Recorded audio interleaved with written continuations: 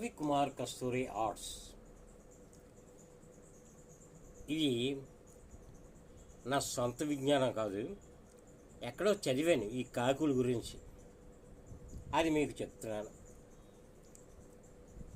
మనం కాకులకి భోజనం పడేస్తూ ఉంటాం, అంటే బౌండరీ వాళ్ళ మీద పడేస్తూ ఉంటాం. అయితే మనం అనుకున్నంత తెలివి తక్కువ కాదు ఈ కాకులు. ఓ 10 సార్లు అటు ఇటు ఇటు అటు దాని ఆ అన్నం చుట్టూ తిరుగుతాయి,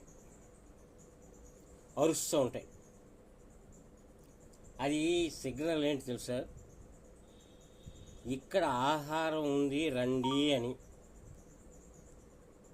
అయితే ఈ కాకులలో త్యాగమూర్తులు ఉన్నాయి.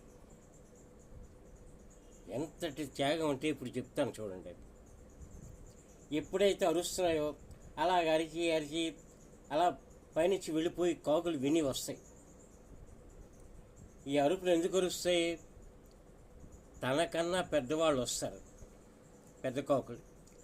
అవి వచ్చి అవి ఓ 10 సార్లు అటు ఇటు తీసి 100 మందిని అటు ఇటు చూస్తాయి.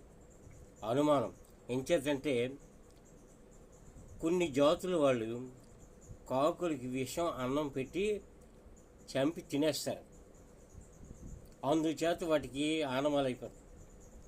అయితే ఒక అరగంట పోయిన తర్వాత అందులో ముసులికాకి వచ్చి తినేస్తుంది.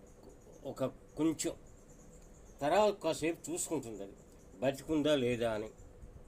అప్పుడు అది బతుకుంటే మిగతావన్నీ తింటాయి. అంటే కాకుల్లో ఎంత త్యాగధనం ఉందో చూసుకోండి. అంటే నా తెలివితేటలు ఉపయోగించి చెప్తున్నాను, ఇది ఎక్కడో చదివినవే, నా సొంత బుర్ర ఉపయోగించడం లేదు.